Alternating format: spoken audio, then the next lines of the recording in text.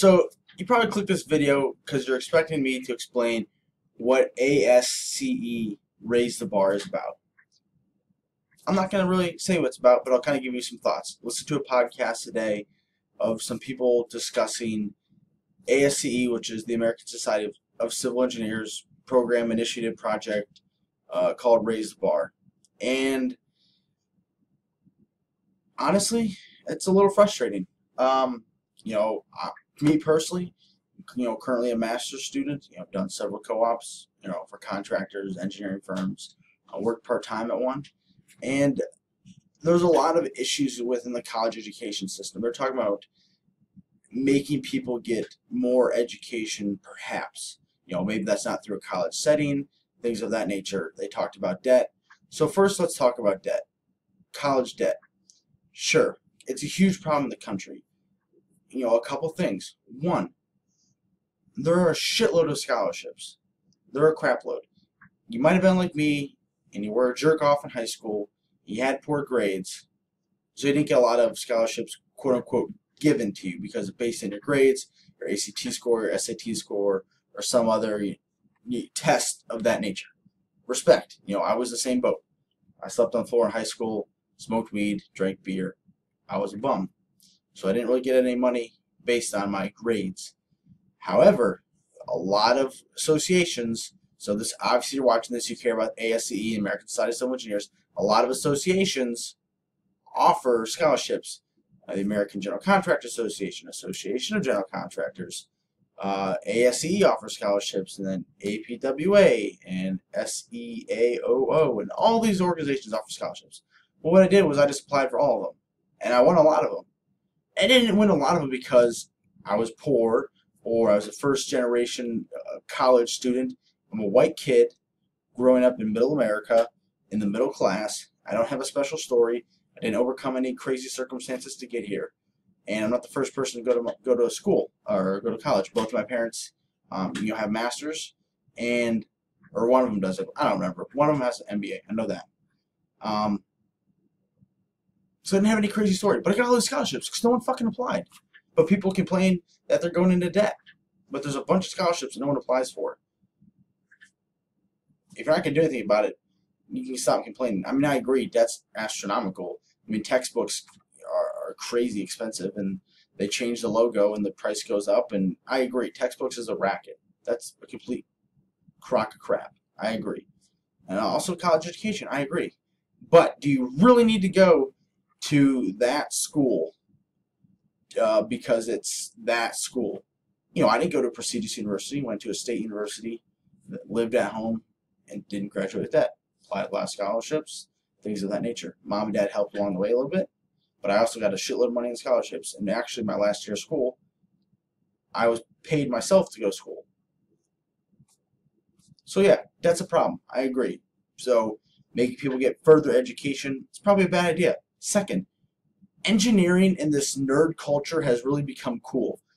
With this, your iPhone, your smartphone, app culture has become cool. Being a nerd has become really cool, really cultural with virtual reality and 3D printing and augmented reality and all these apps and all this robotics. Engineering has become a pretty cool field. It's a lot more acceptable now to be an engineer than I guess it was back then, just based on what I've heard anecdotally.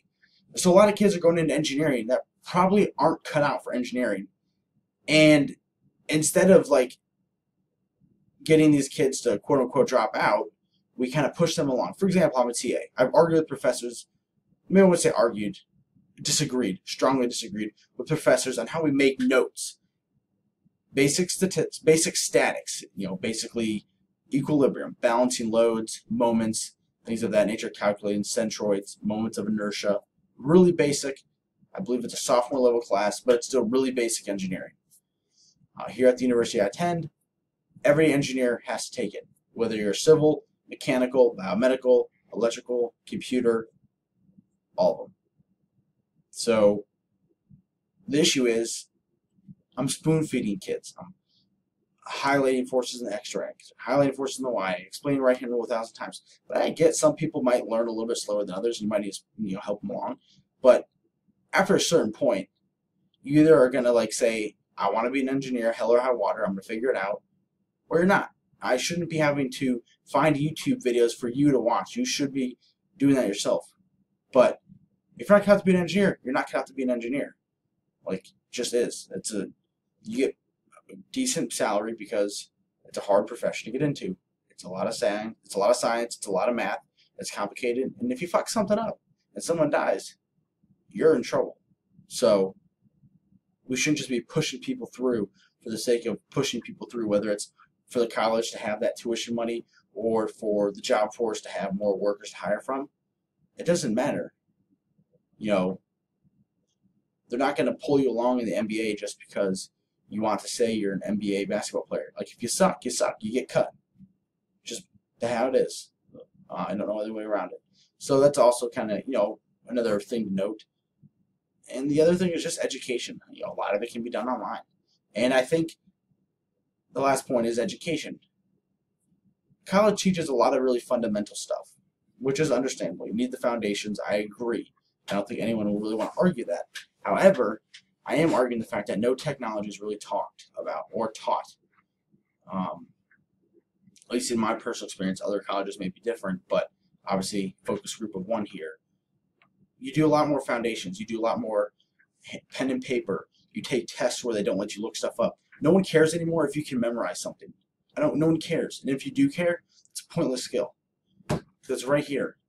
And no one in the right mind, and you're probably going to laugh when I say this, but no one in the right mind is going to be like, hey, I want you to design this structure, this airplane, this car, this boat, this turbine, this jet engine, this building, this bridge, this road. Oh, and by the way, if you forget an equation that you need, don't look that shit up.